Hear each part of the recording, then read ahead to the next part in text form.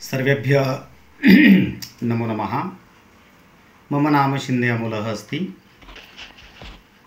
Sharda Sanskrit classes Latur मुख्यः संचालकः।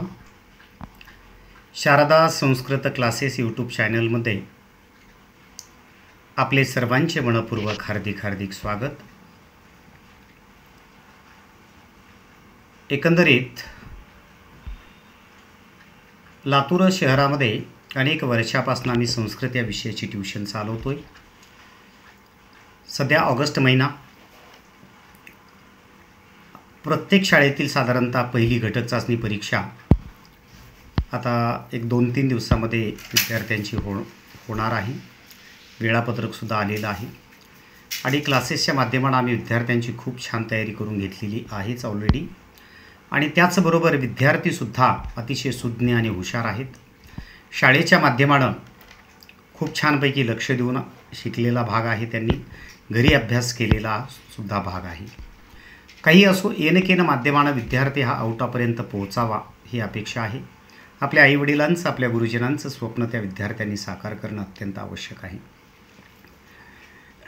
कोणताही विद्यार्थी अगदी सहजरित्या संस्कृत विषयामध्ये आउट ऑफ मार्क्स मिळवू शकतो, कारण आम्ही टार्गेट असं ठेवलेलं आहे की आपल्याकडला प्रत्येक विद्यार्थी हा आउटापर्यंत पोहोचला पाहिजे आणि तो निश्चितपणे पोहोचतो। तर या व्हिडिओच्या माध्यमातून आज आपण पाहतोय इयत्ता 8वीच्या वर्गाचा एक सुंदर असा क्वेश्चन पेपर, जो की घटक चाचणी क्रमांक 1चा आहे। श्री देशी केंद्र विद्यालय लातूर। तर अशा प्रकारचे प्रश्नपत्रिकेचं स्वरूप या ठिकाणी नेमकं काय, उत्तरं कशा पद्धतीनं लिहायची, आदर्श उत्तरपत्रिका काय असते, कशी असते। आता शाळेमध्ये तर आपणाला खूप मन लावून सांगितलं जातंच, तरीसुद्धा हा एक छोटासा प्रयत्न मी माझ्या माध्यमानं करतोय, जेणेकरून आपल्याला आउट ऑफ मार्क्स मिळावेत। 2023-24चा हा पेपर आहे। 20 मार्काचा पेपर असतो, वेळ 1 तास असतो। तर सुंदरपैकी आपले जे काही चित्रपद कोश आहे त्यावर आधारित 4 मार्काचा प्रश्न असतो। पहिला 4 चित्र दिलेली आहेत, एकाखाली एक आपल्याला नावं लिहायचे। संस्कृत शब्द संपला, वाक्य संपले की पूर्ण विराम द्यायला विसरायचं नाही। गजः, व्यजनम, कदली, अजा, एक ओळ। बाकी आदर्श उत्तरपत्रिका नेमकं लिहायचं कसं ते मी थोड्या वेळानं तुम्हाला दाखवणारच आहे। रोलिंग पेपरवर उत्तरपत्रिकेवर लिहित असाल तर, आणि पेपर लिहित असाल तर अशा पद्धतीनं लिहिणं आवश्यक आहे। वचनम अनुसृत्य चित्रनामाने लिखत, वचनाला अनुसरून चित्रांची नावं लिहायची आहेत। आता या ठिकाणी पहिल्या चित्रामध्ये 2 फुलं आहेत, इथं चुकून पुष्पम झालेलं आहे, पुष्पे असं योग्य उत्तर आहे। त्या ठिकाणी 3 महिला आहेत म्हणून माला, माले, माला हा महिला हा। 2 कुत्रे आहेत म्हणून शुनको, 1 अपत्य लहान बाळ आहे म्हणून अपत्य म्हटलेलं आहे। आता बाकी काही शिक्षकांना इथं नेमकं क्रिया काय चाललेली आहे हे अपेक्षित आहे, पण तसा काही इथं प्रश्न विचारलेला नाही आहे। वचनाला अनुसरून आपल्याला तिथं फक्त नावं लिहायची आहेत। एक ओळ सोडून पुन्हा स्तंभ मेलनम करूत, अ गट जशास तसा लिहायचा, बाण दाखवून ब गटातील योग्य उत्तर लिहायचं असतं। पुरुषाः देवः देवो देवाः 3रा नंबर, तीतः अंती वदंती आलेला आहे। चटका, माला पहिला नंबर, माला माले माला हा पहिला नंबर, 1 नंबर ती म्हणून कूजती। तौ सह तौ 2रा नंबर, तीतः म्हणून गच्छतः। म्हणजे करंगळीवर 1, 2, 3 जास्तीत जास्त येतात। त्याच्या बाजूच्या बोटावर त्वम युवाम युयम, सी थह थ 4, 5, 6। त्याच्या बाजूच्या म्हणजे मध्यमा या बोटावर 7, 8, 9 अहम आवाम वयम, मी वह मह, मग वयमचा नंबर 9 आला म्हणून तिथं गायामह हे उत्तर योग्य आहे। संख्या साधारणतः 1 ते 50 पर्यंत आपल्याला माहिती असणं आवश्यक आहे। अक्षरात लिहिलं की उभीदंडी द्यायचं, अंकात लिहिलं की उभीदंडी किंवा पूर्णविराम द्यायचं नाही, आणि अंक हे शुद्ध मराठीमध्ये असायला पाहिजेत समय आणि संख्येच्या बाबतीत। प्रश्न दुसरा हा नवीन पेजवर लिहिणं अपेक्षित आहे। जास्तही सुटसुटीतपणा ठेवू नका, जास्तही किजबिलकाला करू नका जर आता तुम्हाला आउट ऑफ मार्क्स मिळवायचे असतील तर, कारण कसं आहे first impression is last impression असतं। आणि इयत्ता 8वीचा विद्यार्थी म्हणजे हा मातीचा गोळा असतो, त्याला घडवायचं म्हणलं की खूप मोठा आनंद शिक्षक लोकांना मिळत असतो, कारण संस्कृत भाषेसाठी तुम्ही नवीन आहात. पण वास्तविकता अशी असते की बऱ्याचशा 9वी-10वीच्या गेलेल्यासुद्धा विद्यार्थ्यांना व्यवस्थित वाचता येत नाही, लिहिता येत नाही. कुठंतरी आम्हाला दुःख वाटतं त्या गोष्टीचं. परंतु 8वीचा विद्यार्थी हा संस्कृतच्या दृष्टीनं नवीन असतो. मग 8वीपासून बेसिक तयारी झाली पाहिजे आपली. आणि 8वीचा बेस पक्का जर झाला तुमचा व्याकरणाच्या दृष्टिकोनातून, तर 9वी आणि 10वीला तुम्हाला आउट ऑफ मार्क्स मिळविण्यापासून कुणीही रोखू शकणार नाही. पण बऱ्याचशा पालकांना आणि विद्यार्थ्याला वाटतं की काय 8वीला सोपं आहे, 9वीला थोडंसं कठीण वाटतं, 10वीला पुन्हा कसं झालं की वाटतं. पण काही असो, तुम्ही हुशार असाल, सुज्ञ असाल तर निश्चित आउट ऑफपर्यंत मार्क्स मिळवावेत हे अपेक्षित आहे. त्यानंतर सह, सा, तत्. सह म्हणजे पुल्लिंग, सा म्हणजे स्त्रीलिंग, तद म्हणजे नपुंसकलिंग. आता हा जो काही भाग शिकवतो आहे हा जर तुम्हाला आवडला तर निश्चितपणे हा व्हिडिओ आपल्याला शेअर करायचा आहे. त्याचबरोबर कुठेही ट्युशन लावा, कारण शाळा प्लस तुमचा घरचा अभ्यास प्लस ट्युशन ह्या तिन्हीच्या माध्यमानं विद्यार्थी आउट ऑफपर्यंत जावा हे अपेक्षित आहे. आणि शाळा आणि तुमचा घरचा अभ्यासाच्या आधारे जर तुम्ही आउट ऑफपर्यंत गेलात तर खूप खूप अभिनंदन तुमचं. तुमच्या एवढे सुज्ञ तुम्हीच. आणि असे विद्वान विद्यार्थी आम्हाला भेटावेत अशी आमची ईश्वरचरणी प्रार्थना. आमचंही काही त्या ठिकाणी थोडंफार का असेना योगदान लाभावं, त्यांच्या मार्क्स वाढीमध्ये हे अपेक्षित आहे. सह म्हणजे पुल्लिंग, सा म्हणजे स्त्रीलिंग, तद म्हणजे नपुंसकलिंग. विसर्ग आला की पुल्लिंग, काना आला किंवा दुसरी वेलांटी आली की स्त्रीलिंग आणि हलंत म आले की नपुंसकलिंग. त्या दृष्टिकोनातून मूषकः उंदीर, तो उंदीर म्हणून पुल्लिंग. मक्षिका माशी, तो माशी, ती माशी का ते माशी, ती माशी म्हणून सा स्त्रीलिंग. वृक्षः झाड, ते झाड नपुंसकलिंग मराठीत. पण संस्कृतमध्ये तो वृक्ष म्हणून पुल्लिंग असतं. गगनम आकाश, ते आकाश नपुंसकलिंग. वनम ते जंगल नपुंसकलिंग. माला माळ, ती माळ म्हणून स्त्रीलिंग. शाटिका साडी, ती साडी म्हणून स्त्रीलिंग. दुग्धम दूध, ते दूध म्हणून नपुंसकलिंग आलेलं आहे. अशा प्रकारची कथा दिलेली असते. कथा उत्तरपत्रिकेत लिहिताना पूर्ण लिहायची आहे आणि योग्य असा पर्याय ठेवून त्या ठिकाणी त्याला अंडरलाईन करायचं आहे. म्हणजे पेपर चेक करत असताना शिक्षकाला किंवा शिक्षिकेला खूप छान तुमचा पेपर वाटला पाहिजे, सुटसुटीत आकर्षक असा पेपर.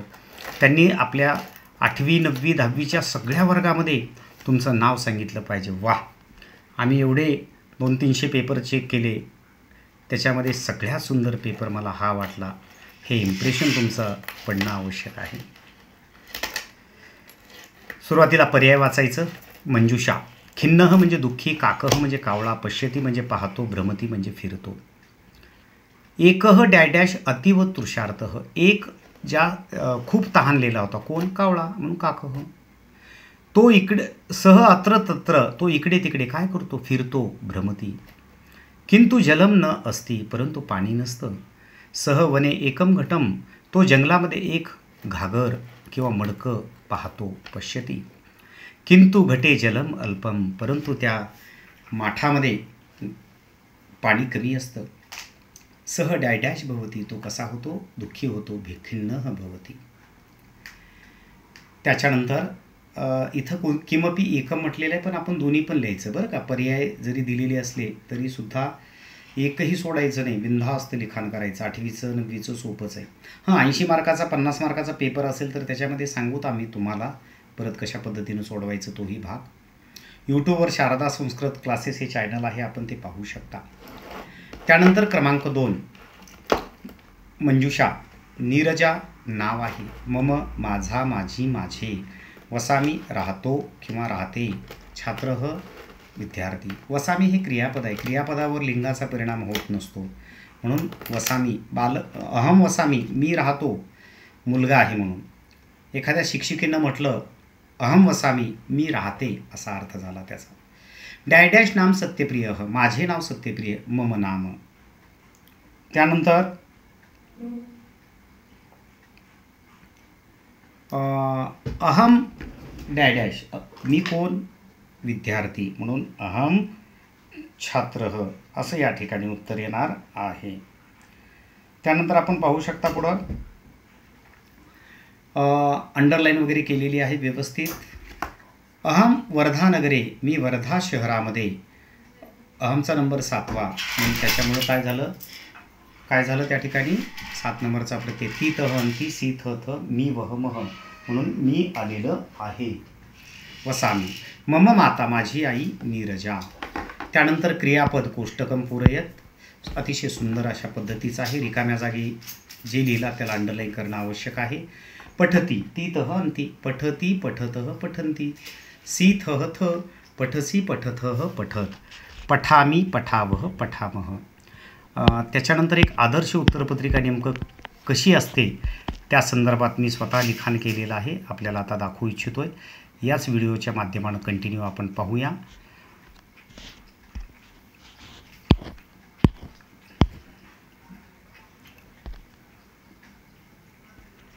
तर हा आमच्या क्लासेसचा रिझल्ट आहे.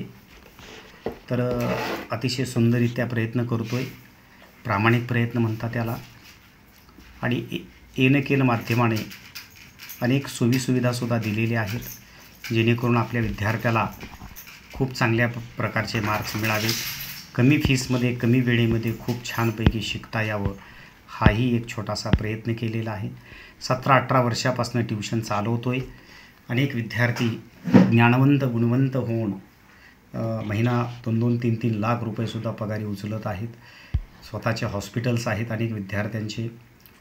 खरंच सगळ्यात पवित्र क्षेत्र म्हणजे शिक्षण क्षेत्र आहे. त्या शिक्षण क्षेत्रामध्ये शिक्षक जो की विद्यार्थ्यांना घडवतो आहे, एक भावी पिढी चांगल्या प्रकारे घडविण्याचा प्रयत्न करतो आहे, त्याचाच मी एक हिस्सा आहे. फक्त एवढंच आहे की मी कुठं शासकीय नोकरीवर नाही आहे. एक साधारणत 13-14 घंटे ट्यूशन क्षेत्रामध्येच कार्य करतो आहे आणि आनंद होतो, आनंद मिळतो. शाळेतल्या घटक चाचणी परीक्षेत जर कुठेही ट्यूशन न लावता जर तुम्हाला 20 पैकी 20 मार्क मिळाले तर फक्त वार्षिक फीस तुम्हाला म्हणजे भरपूर अशी कमी असणार आहे. निश्चित त्याचाही आपल्याला फायदा होऊ शकतो. ऑनलाईन ऑफलाईन ट्यूशन क्लासेस आहेत आपले. तर या माध्यमानं जर तुम्हाला वाटत असेल की आपल्याला खूप चांगले मार्क्स मिळालेले आहेत तर आमच्या क्लासचा स्कॉलरशिपचा एक पेपर तुम्ही देऊ शकता. ट्यूशन लावायचं असेल तर आपल्याला वार्षिक फीसमध्ये सवलत मिळेल मोठ्या प्रमाणामध्ये, ठीक आहे. आणि जर नको असेल तर बक्षीस मिळेल 100 रुपये तुम्हाला. दर शुक्रवारी परीक्षा असते ती. आता आपण कंटिन्यू इयत्ता 8वीची एक आदर्श उत्तरपत्रिका नेमकं काय असते, कशी असते त्या संदर्भात आपण आता पाहूया.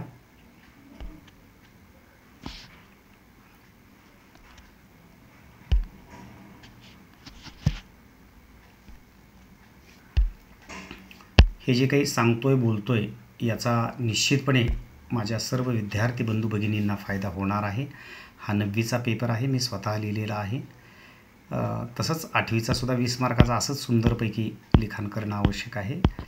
तर पाहू शकतो आपण आता या ठिकाणी प्रश्नपत्रिका वेगळी आणि उत्तरपत्रिका वेगळी आहे बेटांनो. प्रश्न क्रमांक 1 अ, चित्राणाम नामाने 3 पैकी 2 मार्क असं लिहा तुम्ही तिथं उत्तरपत्रिकेत. रोलिंग पेपरवर तुम्ही लिहित असाल तर, आणि डायरेक्ट पेपरवर पेपर लिहित असाल तर काही गरज नाही तेवढं, ठीक आहे. एकाखाली एक लिहायचं, उभीदंडी द्यायचं. संख्या जास्त विस्तृत काही लिहू नका, फक्त संख्या हे हेडिंग टाका. पेपर चेक करत असताना सर मॅडम लोकांना खूप छान लक्षात येऊन जाईल. 3 पैकी 2 गुणासाठी बॉक्समध्ये लिहा असं. डाव्या बाजूचं लिहायचं आणि मग उजव्या बाजूचं लिखाण करायचं आहे. अंकात लिहिल्यावर उभीदंडी द्यायचं नाही, अक्षरात लिहिल्यावर पूर्णविराम देणं आवश्यक आहे. समय आहे, शुद्ध मराठी अंकांचा वापर करा.